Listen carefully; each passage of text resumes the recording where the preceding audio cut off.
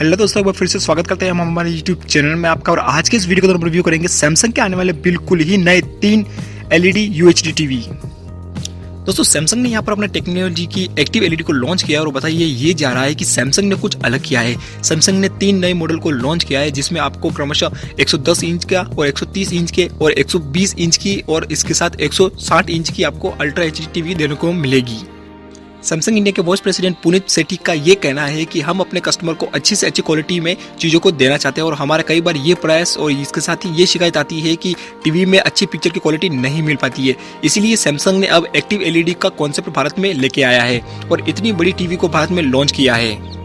इसके साथ ही हम आपको बताते हैं कि इस टीवी में सबसे खास बात ये होगी कि ये जो टीवी है वो फुल अल्ट्रा एचडी स्क्रीन के साथ वाइड एंगल मोड पर चलेगी। इसके साथ ही हम आपको बताते हैं कि इसके अलावा टीवी में आपको सारे जो स्मार्ट फंक्शन है वो आपको देखने को मिलेंगे। लेकिन अगर यहाँ पर बात करें तो हम आपको बताते हैं कि इस टीवी की जो स्क्रीन है वो कस्टमाइज भी आप कर सकते हैं, आपके अनुसार उसे सेट कर सकते हैं और ये जो टीवी है वो आसानी से लग सकती है। इसीलिए इसे सेट करने में आप बिल्कुल भी दिक्कत नहीं आएगी और इसकी देख रेख करने में बिल्कुल भी आपको प्रोडक्शन का सामना नहीं करना पड़ेगा।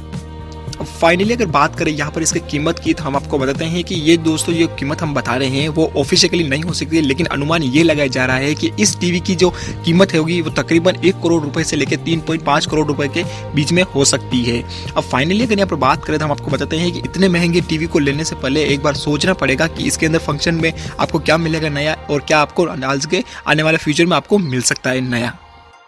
आई होप कि दोस्तों हमारी जानकारी आपको पसंद आई है तो प्लीज़ हमारे वीडियो को लाइक करें, शेयर करें और ऐसे ही लेटेस्ट अपडेट के लिए आज हमारे चैनल को सब्सक्राइब करें।